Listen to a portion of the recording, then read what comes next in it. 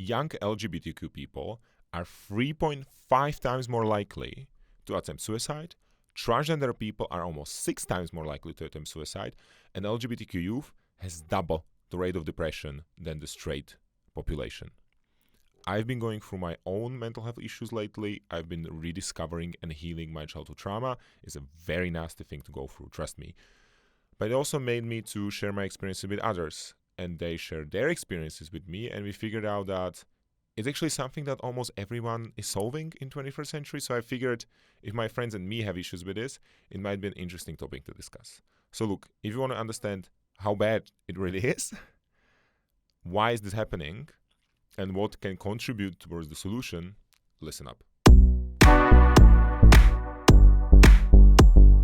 So before we get to the meat of the video, I wanted to ask you for a little bit of love.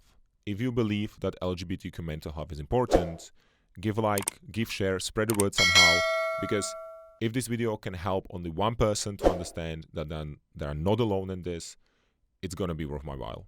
So thanks a lot for that. And now let's get to the meat of the video. So look, I knew that the mental health of LGBTQ community is bad, but I did not know it's this bad. The numbers that I'm going to quote are from Trevor project. It's this US-based project that is researching the youth of LGBTQ people and their mental health. And they found out the following. 41% of LGBTQ youth seriously considered suicide. 14% actually attempted it. And the worst category out of the whole LGBTQ categories is trans men, where 23% attempted suicide. That's one of 4 people. And it's not just that, it's also mental health. 54%, more than half of people have depression symptoms, and 67%, so 2 out of 3 people reported anxiety symptoms. I'm definitely in that category, by the way. Which means we are not doing well.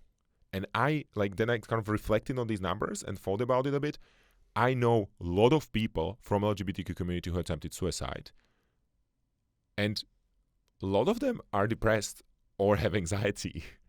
It's a very, very common thing.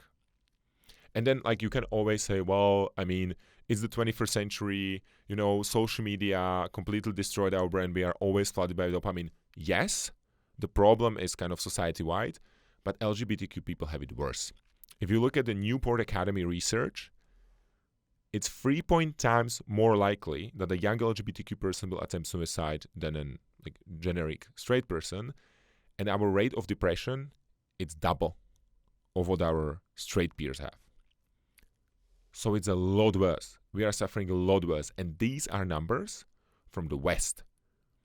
Eastern Europe, it's going to be generically worse because we have less of an access to mental health aid.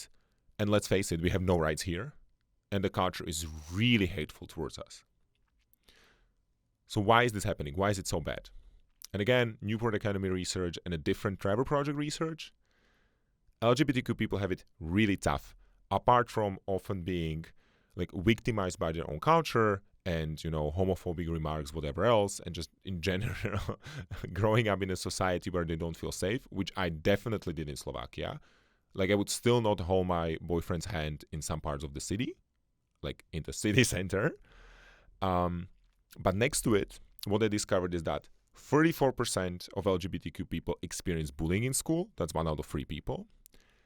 28% experience cyberbullying. 18% experience physical dating violence. And 23% experience sexual dating violence. By the way, this is a little known fact, but gay males, if I'm not mistaken, have the highest probability of being sexually assaulted or raped. Which is awful. It's awful. We objectively have it tough. A lot of us experience a lot of harm, especially in our youth, before we were able to protect ourselves. I know that I did. And what is worse, 81% of LGBTQ people required mental health. So more than 4 out of 5 people. So essentially everybody looking for mental health help. And only 56%, so roughly half, of those people who wanted it actually got it. Half of the people who need it never got the help. and this is US numbers. Try to get a psychologist in Bratislava, especially if you are not wealthy and cannot pay for it out of pocket. It's impossible. You will wait forever, and then the likelihood is that some of them will not be able to help you if you are experiencing LGBTQ related problems, or in Poland, God forbid. It's bad.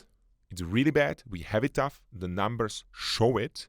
It's going to be way worse in Eastern Europe. And when we seek help, we very, very, very often don't get it.